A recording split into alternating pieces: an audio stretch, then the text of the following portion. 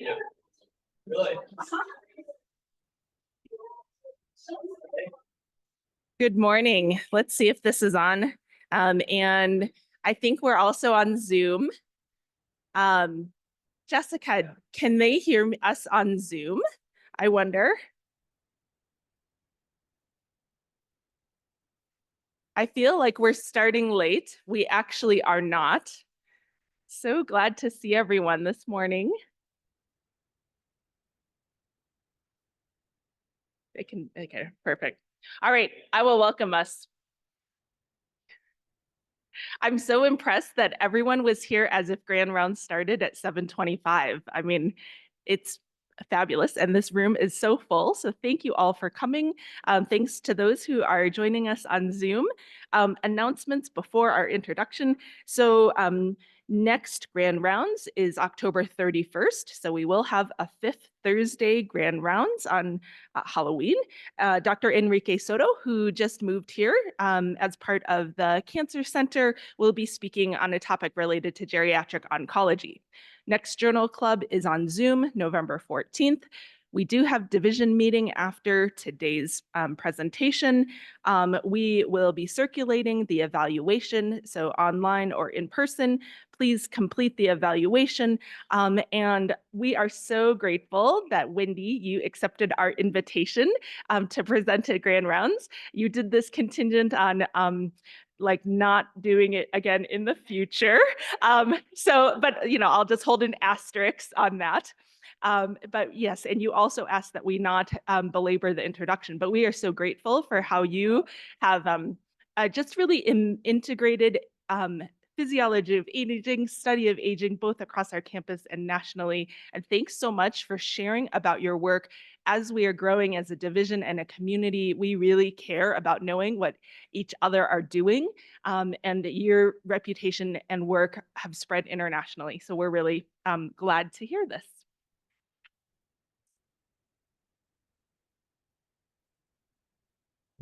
Well, you did take away the first point I was going to make. This is my last geriatrics Grand Rounds. And because of that, I decided to do something a little different than I've done in the past and focus on a topic. I decided to do more of a reflection to share my thoughts and some insights that I think I've gained through the years. And I wore my motor pack swag today because I want you to have a constant reminder that I'm a firm advocate for the health benefits of exercise. But by the end of my talk, you may question whether I really believe that. And if you don't know MotorPack, you can go to the website. I just put that link up there. It's a big NIH Common Fund initiative. And the crux of what it's doing is trying to understand the molecular mechanisms by which exercise has its many benefits on health. And we're not going to be addressing those questions per se. NIH Common Fund projects don't address a specific hypothesis. They have to generate a deliverable for the scientific community. And our deliverable is going to be what we refer to as the molecular map. All the data that we generate, which will be multi-omic, every omics platform you can imagine, multi-species, humans and rodents, multi-modal, resistance and endurance exercise, multi-temporal, acute effects of exercise and responses to training, and all those data will fuel the next generation of research on the specific mechanisms by which exercise works. So with that introduction, I also want to say that I'm going to overwhelm you today. I usually try to go through things kind of slowly and point out details for a lot of my studies, but I'm gonna throw out a lot of things today and go through them quickly to give you sort of a general impact of what I've done. And I'm not doing this to try to impress you with what I've accomplished. It's more to show you that the opinions that I formed at this stage of my career are based on my experience and the wisdom that I think I've accumulated over the years. I think you can learn a lot of knowledge, gain a lot of knowledge by reading the scientific literature, but I think you only get wisdom by doing the work, publishing it in a timely manner so that the scientific community can scrutinize your work, give you feedback on it, and help to advance what you are trying to advance. And I'm going to share one story. This will make more sense when I get to the end of my talk. But, you know, the NIH puts a lot of emphasis on innovative paradigm shifting research. But if you really do that, it's hard to advance that. It's hard to go against long-held beliefs and dogma. And several years ago, I was at the American College of Sports Medicine meeting. I had already published some of the work I'm going to be sharing with you. And I was leaving the conference at the end of the day, walking back to my hotel, and I could hear somebody running behind me.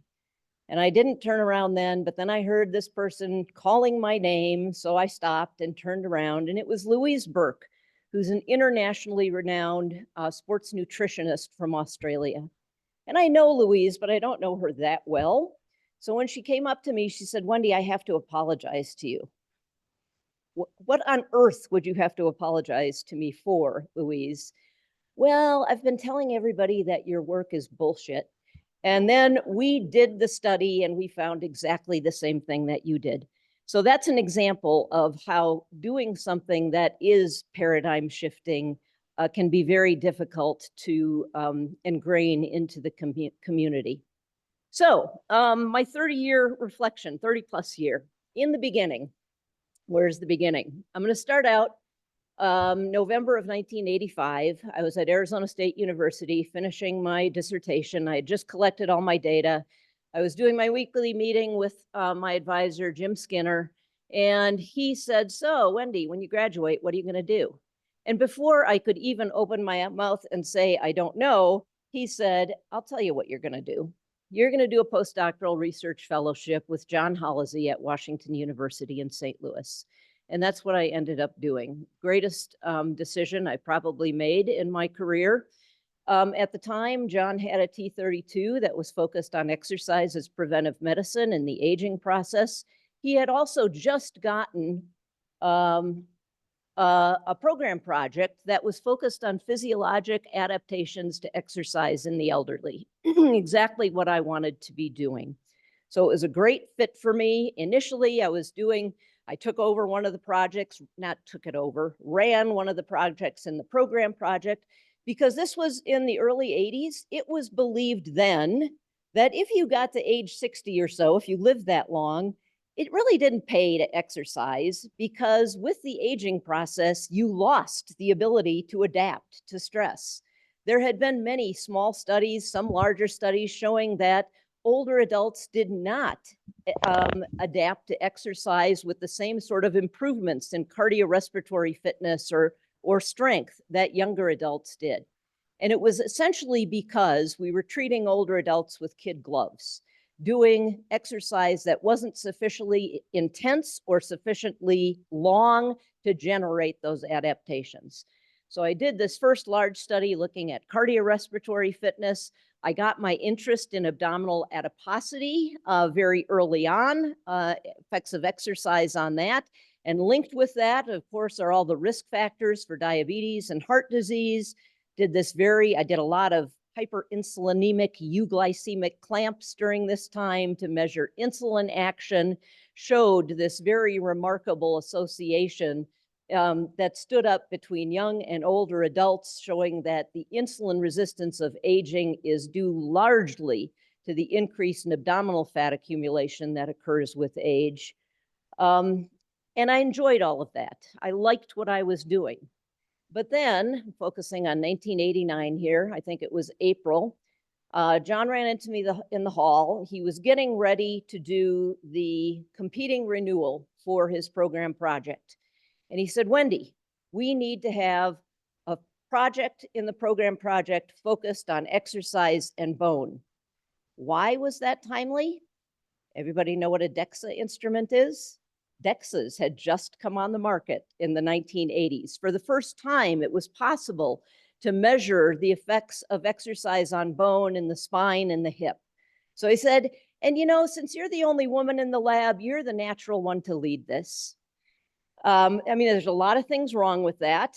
And my first response was, given what I had been doing, that watching bones grow is about as exciting as watching grass grow, except grass grows faster.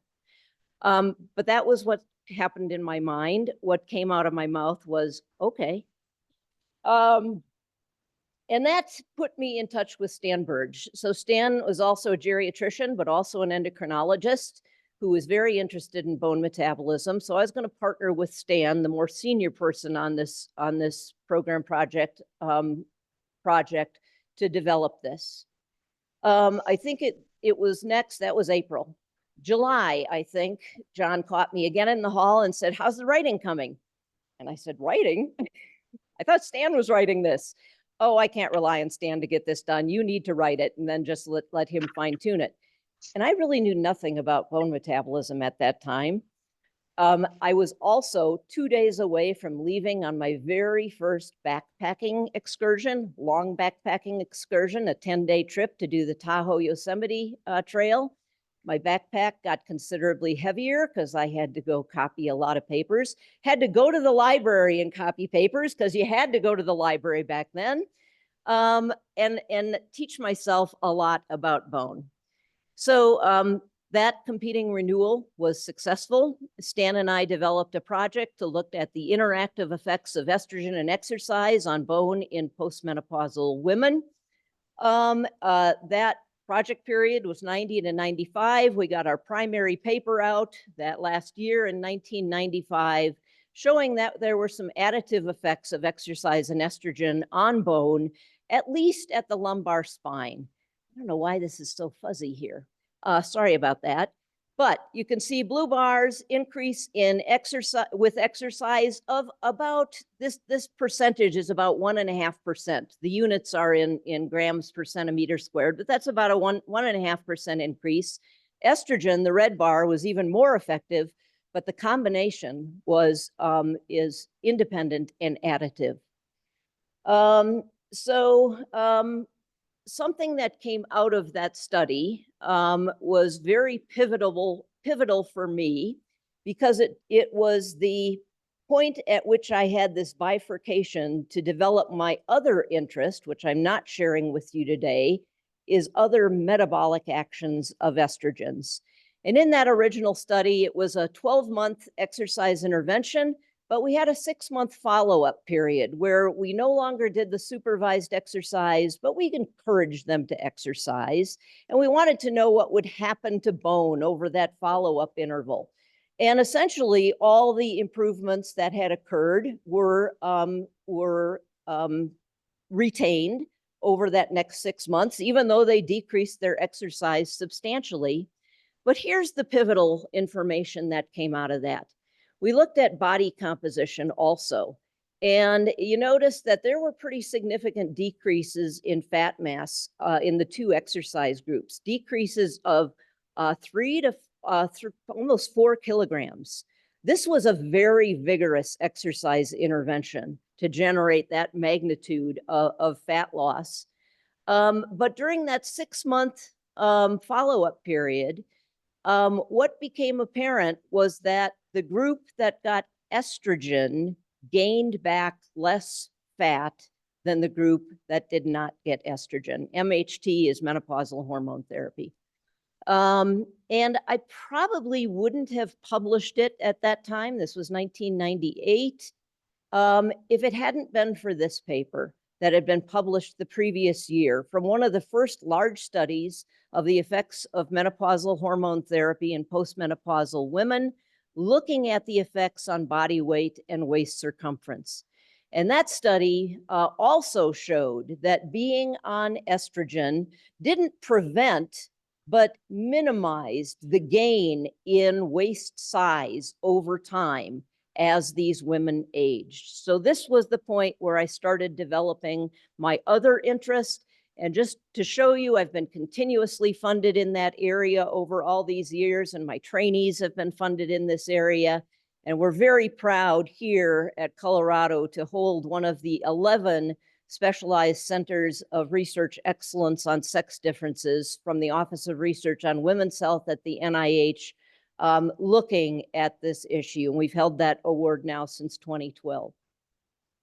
So getting back on track with bone, as soon as we got that program project funded, John caught me in the hall one day again and said, you know, Wendy, you should write your first grant, independent grant on exercise and bone.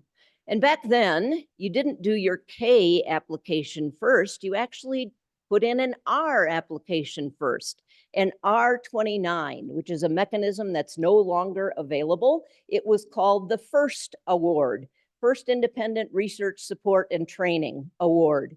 And it wasn't a full R01-like, it had a reduced funding level, but it was kind of reviewed the same way that Ks are to give early career investigators a leg up. So again, working with Stan, I decided that I would focus on whether non-weight-bearing exercise could be as effective as weight-bearing exercise to improve bone mineral density.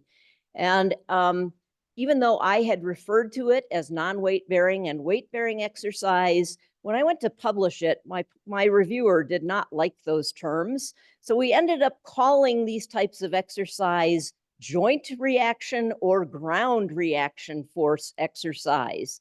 And I'll show you why. The joint reaction force exercise involved weightlifting predominantly and stationary rowing.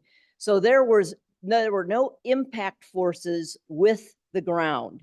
All of the forces acting on bone were through the actions of muscle pulling on bone, so joint reaction forces.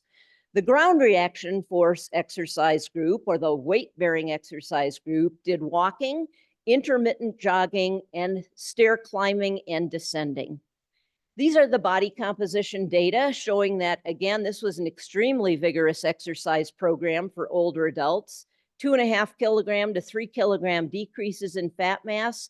I want to point this out. I don't think anyone else has ever done a study showing that older women can increase lean mass by 2 kilograms. I don't think anybody has ever even shown that young women can increase their lean mass by 2 kilograms in 9 months of exercise. So I'm just pointing that out because we pushed people in this project. Cardiorespiratory fitness, both groups were doing some endurance exercise, so it's not surprising that this increased in both. This magnitude of increase is roughly about 20%, which is what we expect generally in both young and older adults. These are the bone data. Again, we showed this magnitude of increase at the lumbar spine is about 1.5 to 2% increase, similar with both modes of exercise.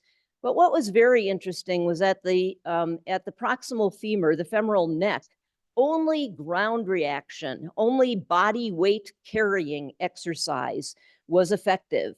And for the femoral neck, you know, that's the region of the bone that acts like the bridge between your leg and your pelvis. So anytime you're in an upright posture, that's being loaded. But when you sit down on your ischial tuberosities, the femoral neck is no longer loaded. And most of the exercises in that joint reaction force group were done in the seated position. So this was a nice way to show the specificity of the response of bone to exercise. As I neared the end of my R29, my first award, that's when you put in K awards back then. So I submitted that in 1994, and that was funded in 1995. The focus of that was going a little bit into the older age group. So looking at exercise and hormone therapy in more frail older adults who are osteopenic and maybe in some cases even osteoporotic, also doing some studies in men. And it was about the same point when I submitted this, the next competing renewal for the program project came up. And this time I was going to lead a project, but that application was not funded. It was very close, so we probably would have gotten it funded on the next round, but we were about 6 weeks away when we got that news from the submission deadline for the Older Americans Independent Center Award, the Claude Pepper Award. So we decided to modify the program project, put it in for a Pepper Center, which are the Aging Research Center Awards. We got it on our first submission. In fact, we were told that it was the best score a Pepper Center application had ever received. So I was working on all of these things during my last few years. I've got 1989 to 99 up there because 1999 is when I left WashU and came to Colorado. So we're looking at this time interval. One of the first studies I did when Dennis Villarreal joined me as a trainee is to look at the effects of DHEA replacement on bone. DHEA is dehydroepiandrosterone. It's a pro-hormone that can be converted either to androgens or estrogens. We used what we thought would be a good replacement dose, turned out to be a great replacement dose. This is serum DHEA levels in young adults. Here are the levels we achieved in our older adults, which are 60 years of age or older. And here are the body composition results. This, I think, was a 6-month intervention trial. So I lost my legend here, black is men, white women. In both of them, there were nice decreases in fat mass with 6 months of DHEA replacement therapy. And most of that fat came from central body regions, which also was viewed favorably. In terms of increases in lean mass, both of men and women had significant increases, but the women had significantly larger increases than the men. And that's because DHEA really bumps up women's testosterone levels to the high normal range for young women, about 2 nanomolar. I might have a slide to show that later. We also looked at bone mineral density, and interestingly, more so in the men than the women, at least in this preliminary study, DHEA was also effective at generating some increases. Another study that Dennis and I were doing during this time was looking at the effects of estrogen therapy in frail older women. These were 75 years of age and older. Those of you who are familiar with the Women's Health Initiative, knowing that those trials were stopped in 2002, some of the concerns related to cardiovascular disease risks, primarily thrombotic types of risks. We wouldn't do this study today. But it was published in JAMA back then, showing that even frail elderly women remained exquisitely responsive to estrogen in terms of increases in bone mineral density at all sites that we looked at. And this was carried on after I left WashU by Dennis Villarreal. But the model for this study was to take those women who had been in that estrogen-only therapy, they were on that for 9 months, and then randomize. They weren't randomized. They were allowed to choose whether they wanted to do supervised exercise, our pretty intensive model, or do a home exercise program where we basically gave them guidance on the types of exercise they should be doing for another 9 months. And so you're looking at now the effects of home exercise versus supervised exercise, showing that the latter was more effective at increasing bone mineral density even more than the estrogen therapy alone. So 1999, I moved here. And I don't know if, I know I had concerns about what I had been doing before that, but I definitely know as a framework, a time framework, that by the time I moved here, I had some concerns about what I was seeing in my research. One of the concerns is that the magnitude of increase that we could generate in bone in humans, even though we were doing very vigorous interventions, was considerably less than what you can generate in animals. And there's a lot of reasons that could account for that. So that wasn't that concerning. But my other real concern was that some of the best exercisers in my studies ended up having some of the worst bone outcomes. And I remember two cases specifically, two women who ended up, one had a stress fracture of the pubis symphysis. It was extremely painful for her, and it happened very abruptly, not any warning. And then another woman who was near the end of her exercise intervention, felt very fit, and when her kids thought she needed some help getting her 20-pound turkey out of the oven at Thanksgiving, she said, "Oh no, I can manage this," and had some immediate and severe paraspinal pain that, when I looked at her DEXA after that, was probably a compression fracture of L3 or L4. And this was just concerning to me that I wasn't necessarily seeing all the benefits that I had expected to see. So my impression was that we were missing something, and I really wanted to focus my bone research after I got here on novel factors that may not have been considered in exercise intervention trials to that point in time. And some of the things I've studied over the years are the effects of weight loss. I'll show you some of this.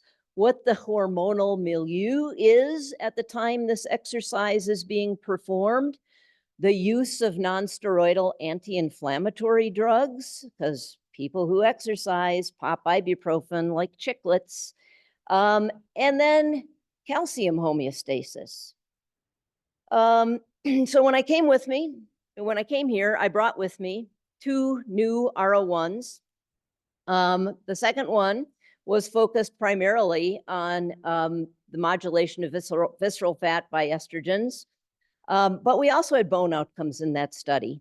And Wendy Gazansky, who many of you know, was working with me at this time. So when we finished that trial, this paper went to press shortly thereafter. And that grant was primarily focused on body composition. So I'm showing you some body composition data. The first part of this was a 6-month intervention where everyone was doing exercise, and the exercise intervention was intended to generate a weight loss of 5 kilograms. So we would measure very carefully how many calories they burned with every session, and we kept a tab for them showing how much more exercise they needed to do to get to that target. They didn't quite get to a 5 kilogram weight loss, but they got to a 4 kilogram weight loss, all 3 groups the same.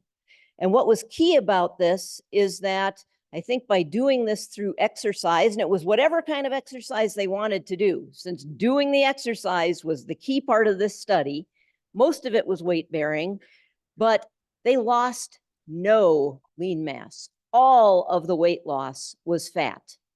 And I would have put a hefty bet on the concept that this type of an exercise program with this kind of weight loss being all fat would have protected against weight loss mediated bone loss.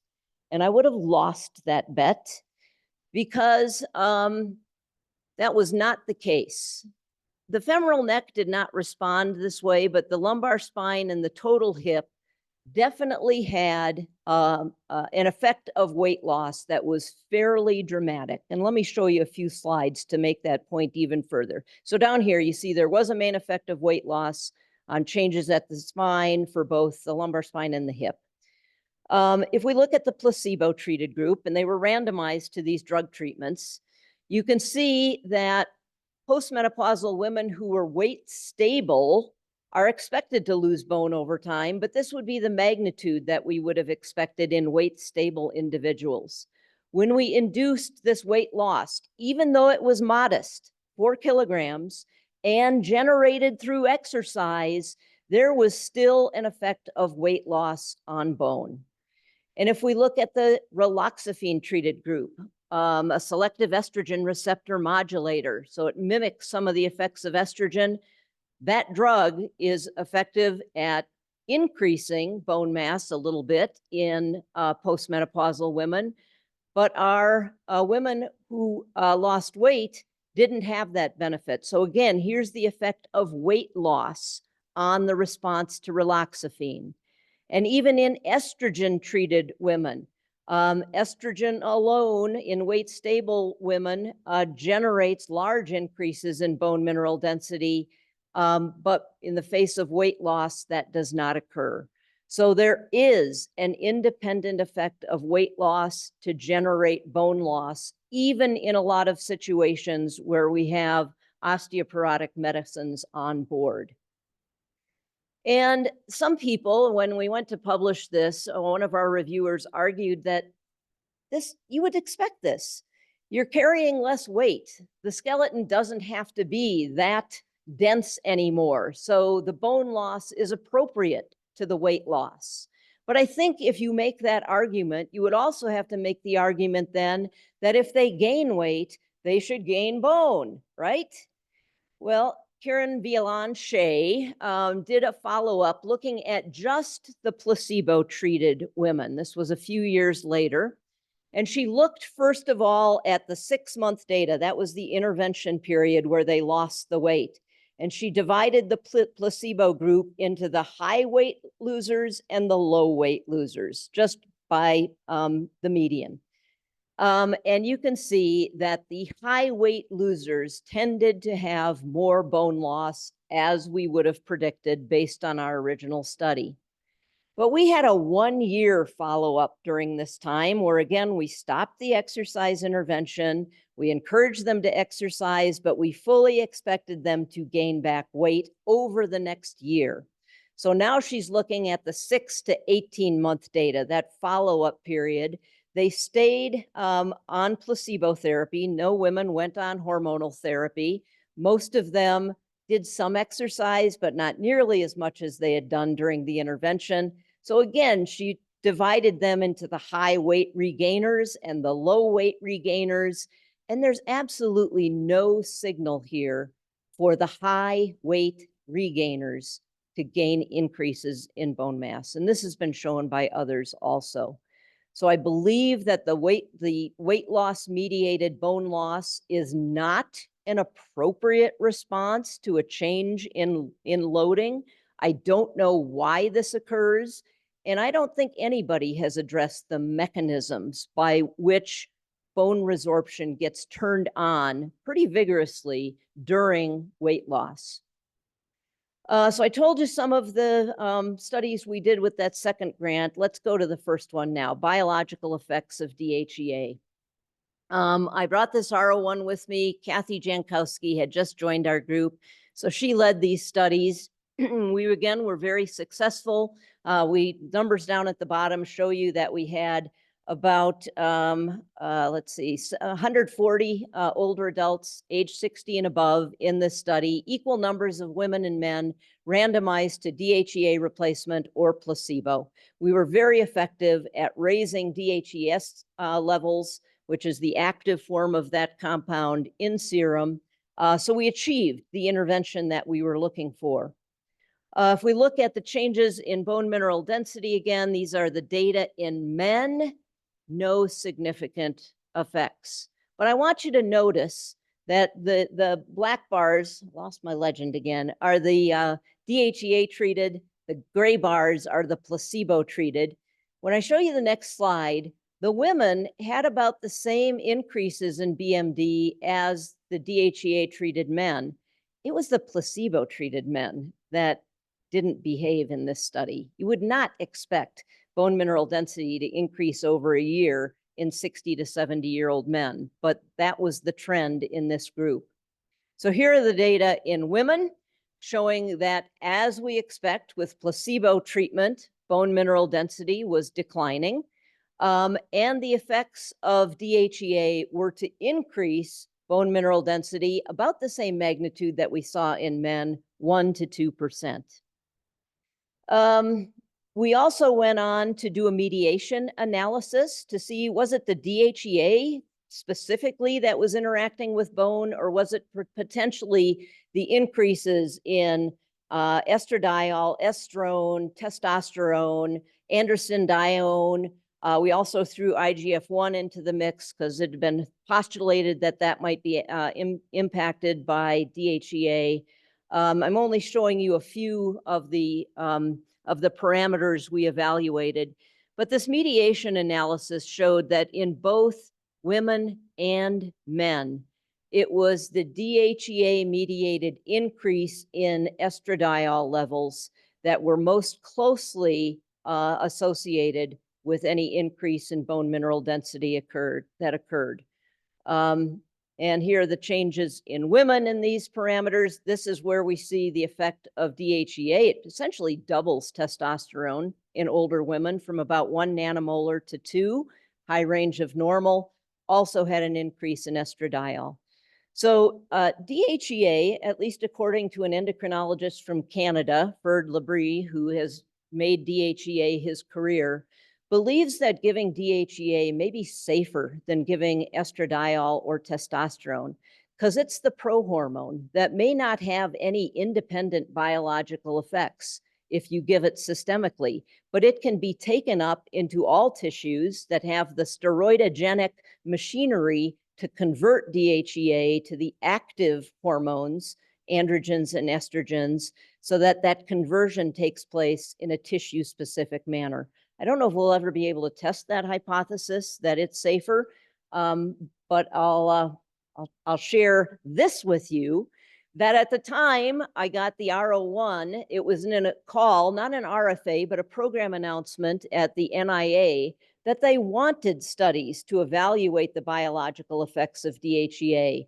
And there were 3 other groups funded at the same time I was around the country. And the NIA actually encouraged us after we completed our results to pool our data because our interventions were all very similar.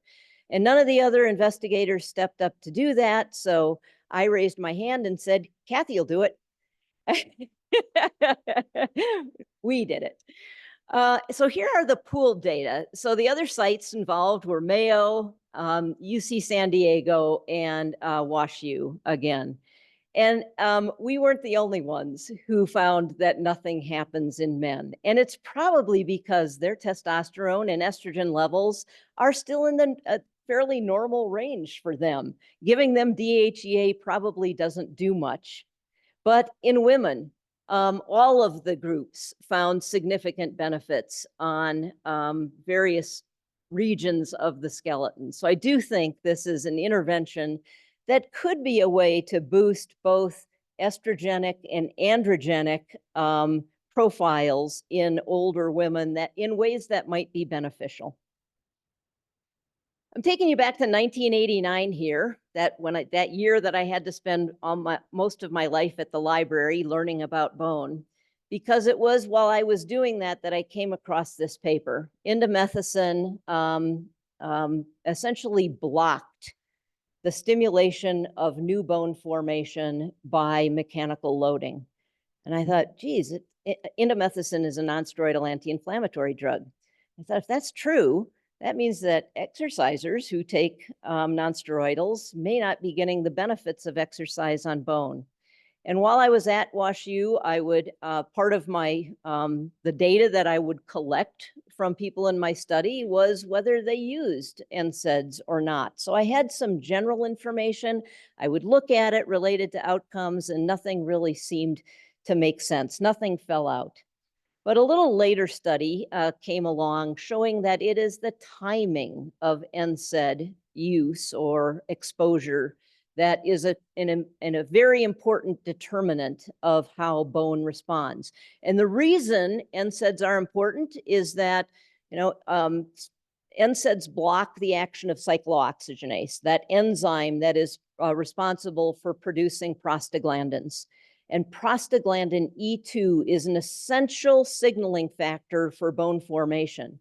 So by blocking the enzyme, cyclooxygenase, you are blocking the production of the signaling factor that is critical for generating the osteogenic responsive bone to mechanical stress. And this study showed that if you exposed animals to NSAIDs, this was a Cox, I think this is actually Celebrex, is that the name of the one that's still on the market? I think this was Celebrex. If you gave that 3 hours before mechanical stress was applied to bone, the bone formation response was almost fully suppressed.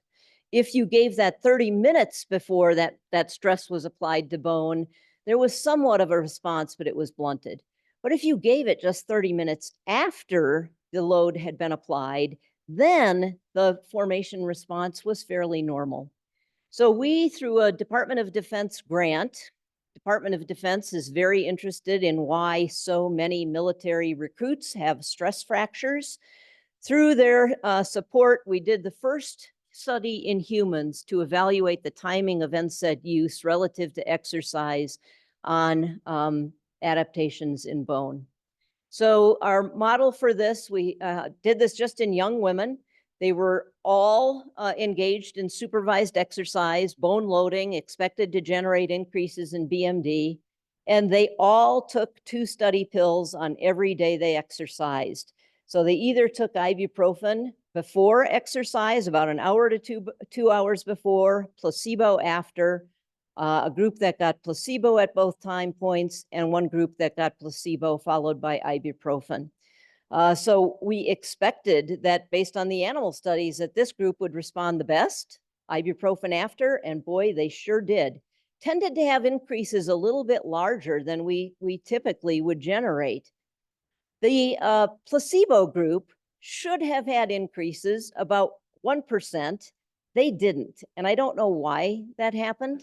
Not quite sure. It might be because we allowed them to take acetaminophen. And it's subsequently been shown that acetaminophen might have some inhibitory effects on cyclooxygenase. So maybe, but the group that got ibuprofen before exercise tended, not statistically, but tended to have the worst bone outcomes. So this at least seemed consistent with the animal data. And then we submitted an R01 to do the same study in older adults. Remember, we had done our study, our first study in young women. We decided to be non-discriminatory and do older women and men. But again, it was the men who didn't seem to respond similarly. No significant effects here, and changes are kind of all over the board. But the women did have, with the exception of the lumbar spine, where ibuprofen seemed to have maybe some potential benefits at the proximal femur, using ibuprofen either before or after exercise seemed to impair the adaptive response of bone. So about this time, I think it was mid-2000s, Dan Barry joined our research group. Dan was a former competitive cyclist. He was very interested in why bone mineral density is low in cyclists. And the prevailing dogma was it's because they do non-weight bearing exercise. They do weight supported exercise that doesn't stimulate bone very effectively. But Dan wanted to do the first study of following a group of competitive cyclists over a year of training and competition. And I'm just showing you the changes in hip BMD in that group. But the changes he saw were not that dissimilar from the bone loss that we expect to see in postmenopausal women. They were losing bone. It wasn't just that they were not getting the benefits of exercise. There was something about this that was causing bone loss. And I just want to point out, this might make sense from, this is weight-supported exercise. It may not be beneficial. This is a paper that has gotten buried, even though it was published in JAMA almost 30 years ago now. This was a study in NCAA, male NCAA basketball players. And if I had to pick one activity that should be highly osteogenic bone building, it would be something like basketball, where they're sprinting and jumping and changing directions. It should be very good for bone. And yet they were losing bone over a year of training and competition. So the question was, why does bone sometimes fail to adapt to exercise in what we think is the appropriate beneficial manner? And the working hypothesis that we've been following for many years now is that in addition to the mechanical stimulation of bone formation, there are factors during exercise that can activate bone resorption, bone breakdown, and that increase in bone breakdown counteracts or completely obliterates the benefits of mechanical stress on bone. And Dan and I sat down and thought about potential hypotheses for why this might be happening. We thought it could be an acute response during exercise. There are a lot of factors, a lot of cytokines and stress hormones that go up during exercise that are catabolic to bone. So that could be one way this would be turned on. If you think of long-term training, especially in athletes, there might be a negative energy balance that could just cause modest decreases in weight. And we know that weight loss causes bone loss through an increase in resorption. It can also suppress the gonadal axis, and both androgens and estrogens, when they're suppressed, will result in increased resorption. And then the third option that was on the table was the disruption of calcium homeostasis during exercise. These were in the order that I wanted to do them, but Dan wanted to do this one. And again, I would have put money on this, that this was going to be a dead end, and I would have lost a lot of money. So this is what we're going to talk about for the last 15 minutes I have. Sorry, there probably won't be time for questions. You can catch me later.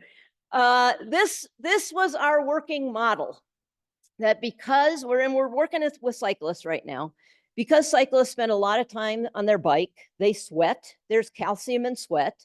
We thought there would be dermal calcium loss during exercise that would eventually cause a decrease in serum calcium levels. And that's something that we have to regulate very vigorously, because even acute mild hypocalcemia can generate some things that aren't good during exercise. It impairs muscle function. And keep in mind that the heart is a muscle. And if that muscle malfunctions, that can get very serious. So we have to have a counter-regulatory mechanism to make sure calcium levels don't drop too low during exercise. And we've got this great hormone, parathyroid hormone, that increases within minutes, if not seconds, of there being even a small decrease in the serum calcium level. So we projected there would be increases in PTH. That can defend serum calcium a number of ways, but the fastest way is to go to bone and turn on bone resorption so that calcium is mobilized and circle back into the circulation so that it can defend the serum calcium level. We also postulated that if that's happened repeatedly over time, that could generate a decrease in BMD. And if we intervened at the appropriate time so that calcium was in the small intestine during exercise, because that's where it gets absorbed, and transit time through the small intestine is pretty fast. So this would mean you would have to take your calcium not too long before you were going to exercise, that we might be effective at preventing some of these downstream effects. So we started at the top of this cascade with the first experiment that looked at whether the amount of sweating influenced the responses that we were interested in. So we did a study where we controlled the thermal environment, had the people come in and do the exact same exercise bout in the cool environment versus the warm one. The warm one was supposed to generate a 100% increase in the sweat rate. It did. The calcium concentration in the sweat was the same. So they lost twice as much calcium in the warm condition as the cool condition. And yet there was no significant decrease in the decline in calcium during exercise, although it did decline. No difference in the increase in PTH under these two conditions, and no increase in bone resorption as reflected by this marker that we can measure in serum called CTX. That's a collagen peptide. And I want to point out just a couple of things. As soon as calcium started decreasing, 15 minutes into exercise, there is an abrupt increase in PTH, and it stays elevated throughout exercise and then comes screaming back down to baseline within an hour after you stop exercising.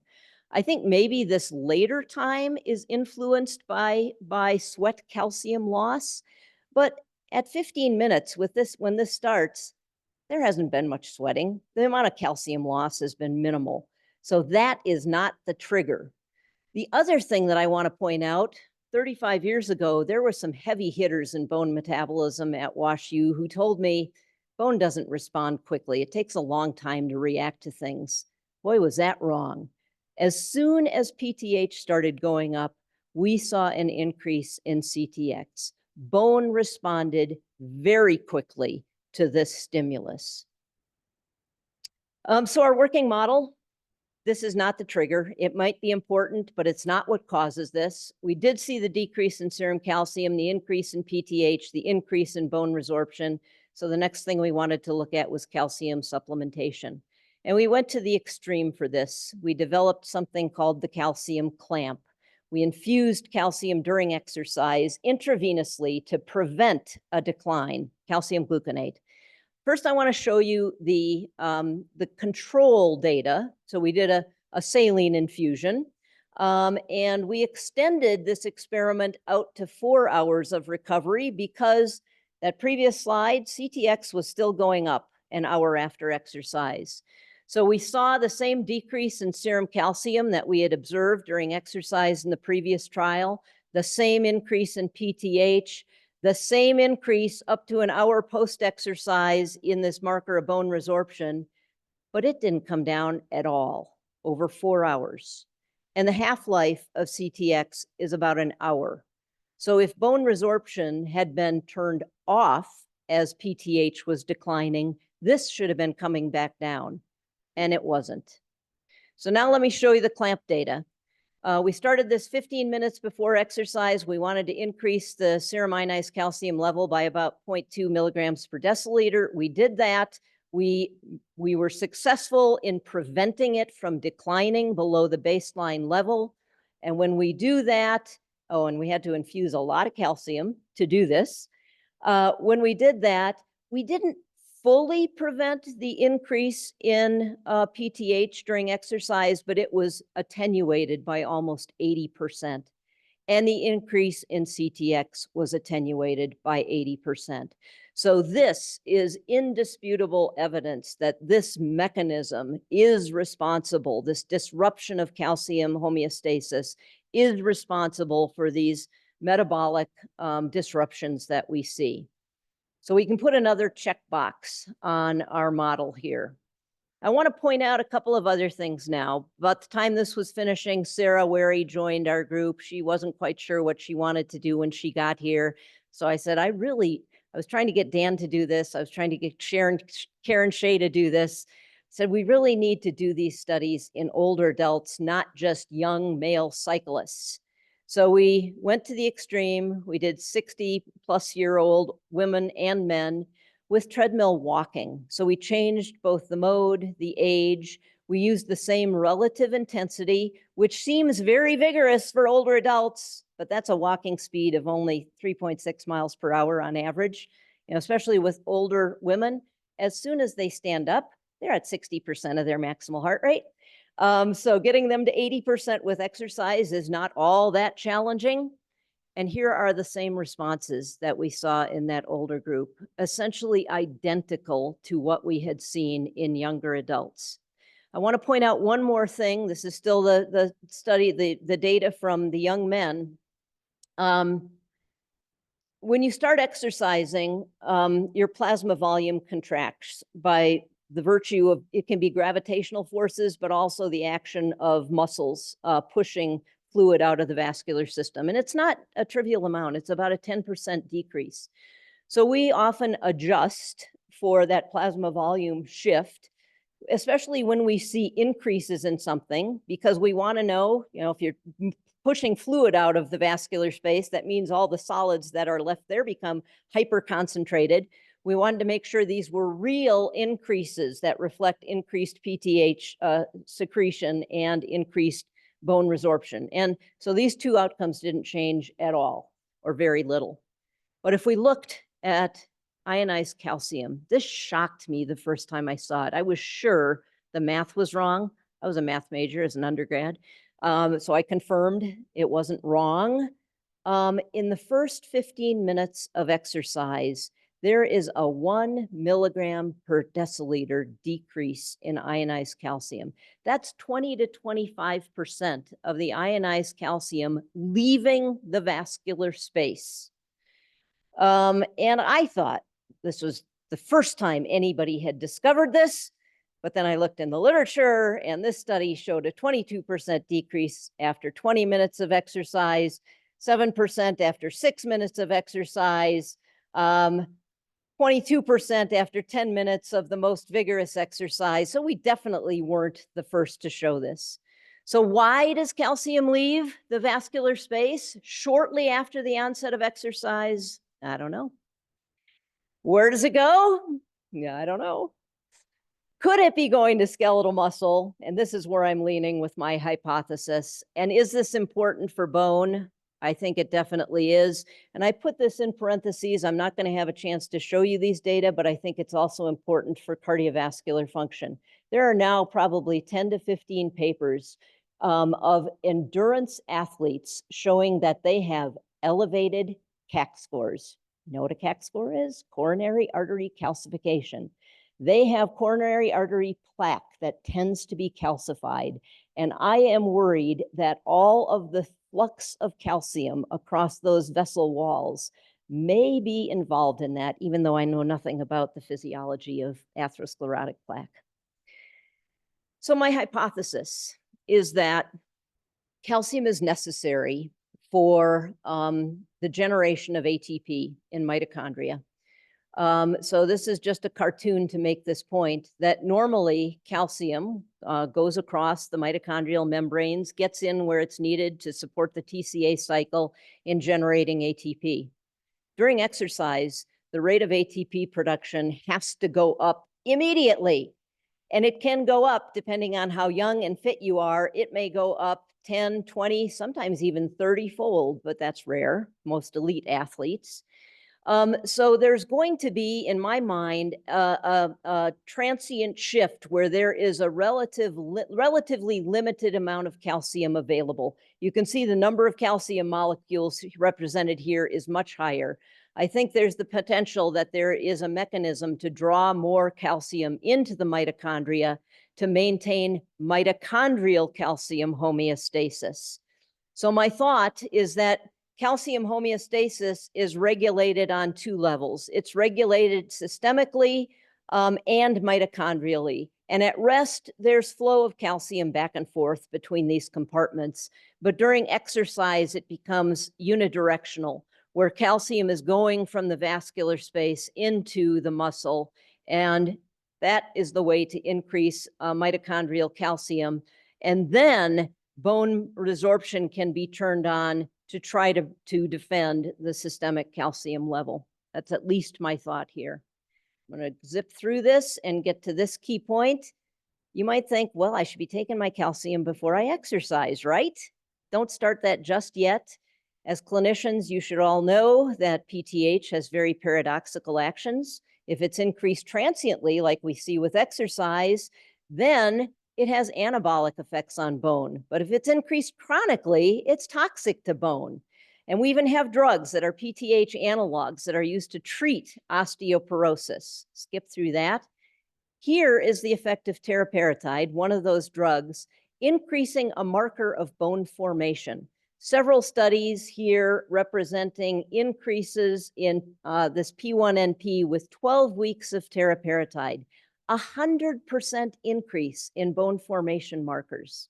Here's some studies I pulled out of the literature that involved 12 weeks of exercise. Increases in P1NP, maybe 5 to 10%. Nowhere close to 100%, even though these exercises should have been generating increases in PTH. So I think we have a lot we need to learn about how exercise can truly affect bone mineral density. When we've got great literature to know what sort of mechanical loading factors we have to use to turn on bone formation, but I think we have very limited information to know what metabolic factors are going to turn on bone breakdown to counteract that benefit. And there might be some interplay there down on the bottom because resorption precedes formation, so it might stimulate that. But my sense is that the net effect on bone is going to be very complicated and dependent on a lot of factors that are occurring during exercise. So I get a lot of questions on what exercise should I do for fill in the blank, whatever you want.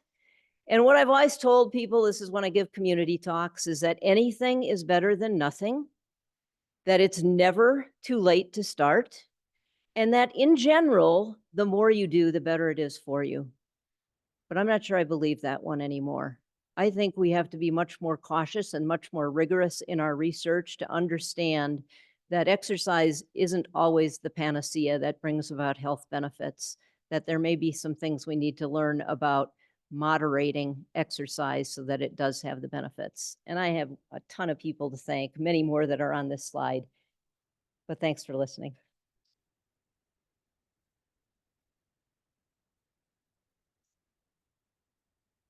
I told you wouldn't have time for questions, but you can catch me afterwards. Okay.